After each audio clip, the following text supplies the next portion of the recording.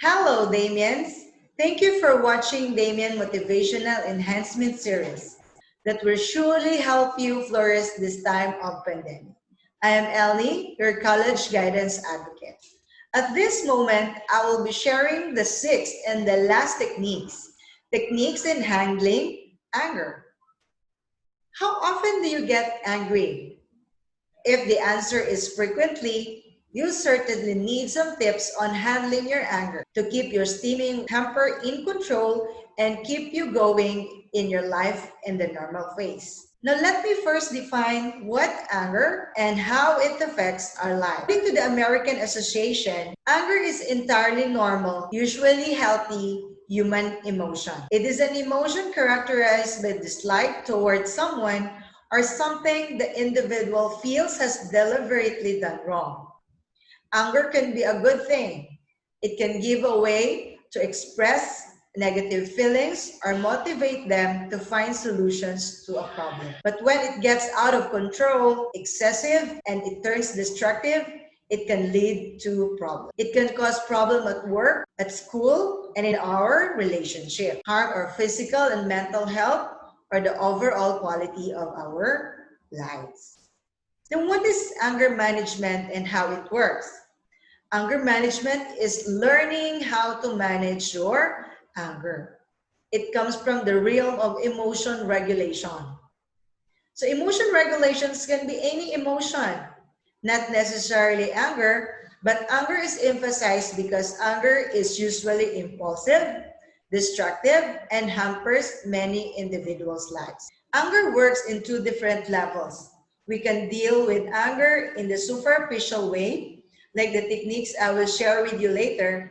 Another way is to deal with its root cause, because anger is our secondary reaction to another emotion that is present in us. So when we have a negative feelings, for example, when we are hurt, disappointed, abandoned, and rejected, or any of those intense emotions, this will possibly lead us to feel angry. Because remember, negative emotions stop us from thinking and behaving rationally and seeing situations in their true perspective. When this occurs, we tend to see only what we want to see and remember only what we want to remember. This only prolongs the anger and prevent us from enjoying life. So if you want to remove the anger, as I said, we have to deal or work on the root cause of our anger.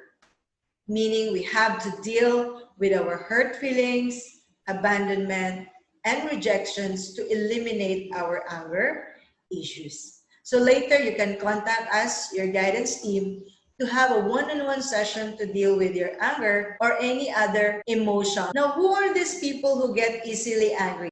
Generally, these are people with low tolerance for frustration, meaning they feel that they should not be exposed to annoyance, frustration, and inconvenience. So angry people can take things in stride. They are furious if the situation seems somehow unjust. Imagine how you reacted when you experienced poor connection whenever you wanted to download the course materials your teacher uploaded, or when you cannot upload your task accomplishment in Schoology. Did you get annoyed? Avoid getting annoyed and try our tip number one, relaxation through deep breathing or imagining relaxing imagery or happy place. Deep breathing was demonstrated by Ms. Orantes in the earlier session. But how to do this? Deep breathly from your diaphragm to relax you. Sit comfortably with your feet on the ground. You can place your hands on your lap. Free yourself from any distraction. And you may close your eyes and try to relax your muscle. You can inhale deeply through your nose, expanding your abdomen and filling your lungs with air. You can count slowly as you inhale from 1 to 5. Slowly exhale through your mouth and empty your lungs. Again, slowly exhale and try to release any tension from your muscle. Continue to inhale and exhale deeply for 6 to 10 minutes. Or you can do the same deep breathing and slowly repeat a calm word or phrase such as relax, take it easy, relax, and calm down. Repeat it to yourself while breathing deeply. And practice this technique daily or learn to use them automatically when you're in angry and stressed situation. To imagine a happy place or imagine a relaxing imagery is a form of relaxation. It leads you to go back to good memories instead of focusing on your range. Now let's have tip number 2. Squeeze a ball or hug a pillow. Squeezing a ball or hugging a pillow tight will help you release tension or your energy to get burst. With this technique, you can avoid hurting yourself, others, or destroy objects that will lead you to another frustrating emotions or regret. Tip number 3 is to doodle or draw a circle on your notebook. Doodling a circle in a paper or notebook helps divert your attention or focus on your anger. It will delay your reactions to what makes you angry or help you think about the best alternative things to do from the situation you are facing. Now, tip number 4, you can also walk away or go to a quiet place. It is a form of timeout when things don't go your way or have heated discussions. It is better to disengage, walk away, or go to a quiet place. This helps you calm down and escape from the heightened exchange of conversation that may result in confrontations or violence. Go to a calm place. This will help you think better responses to the situation. It helps clear up your mind, use extra energy, and solve difficulties that triggers you to get angry. We can go back later when we are more relaxed, ready to express ourselves, and later calmly confront the person or the situation. Our tip number 5 is exercise. Experts prove that it would help you boost festive mood and release your tension when you perform physical exercise. We also have tip number 6, a cognitive restructuring. This technique means changing the way you think.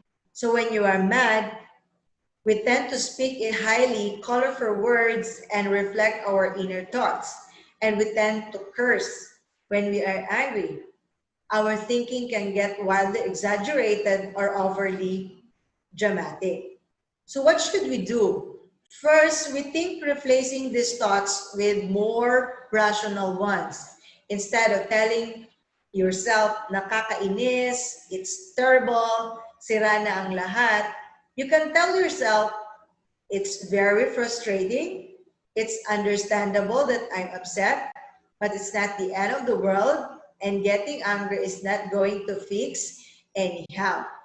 Second, we must be careful of our words. Di na talaga or parati na lang when talking about yourself or someone else. Ano ba to? Walang kwenta. This cell phone or laptop never works. Or parati na lang nakakalimot. These words only justify our feelings as if no way to solve problem. They also detach and humiliate people who might otherwise be willing to work with you on a solution. We must remember that getting angry is not going to fix anything. It will only make you feel worse. Remind yourself that you're just experiencing some of the rough spots of daily life. Okay lang to, ngayon lang to, isa lang to sa mga pang-araw-araw na pagsubok sa buhay. Do this each time you feel angry and it helps you get more balanced perspective. Our tip number 7 is to think before you speak. Don't utter the first thing that comes into your head, but slow down and think carefully about what you want to say. When you are careful with your words, you can avoid intense verbal fights. We can avoid causing pain abuse, violence, which we don't intend to do.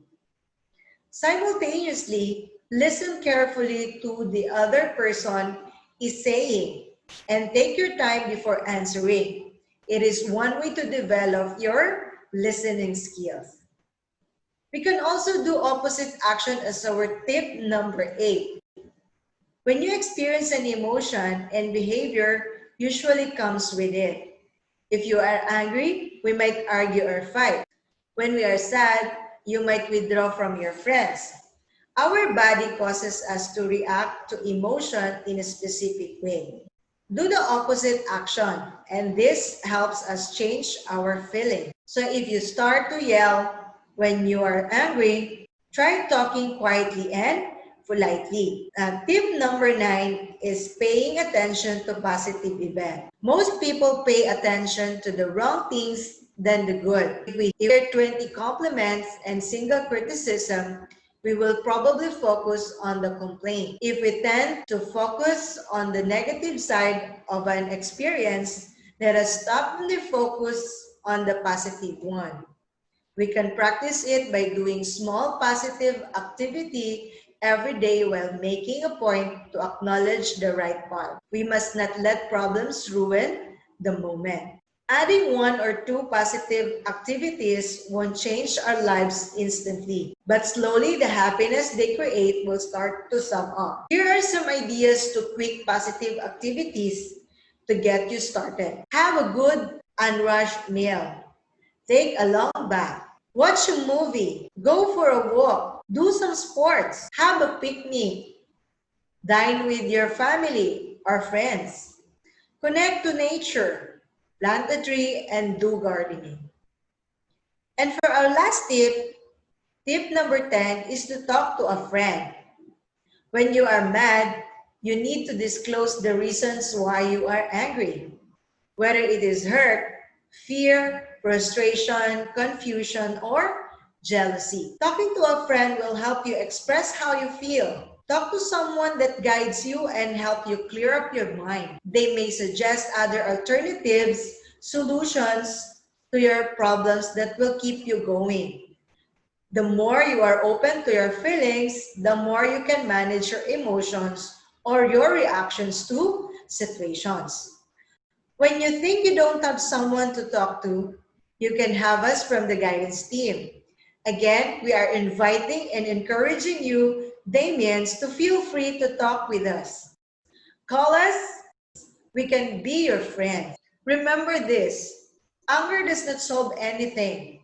It builds nothing but destroys everything.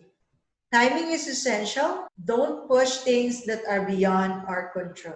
Try to let go and enjoy life. Thank you for listening and watching. Keep safe and have a good day.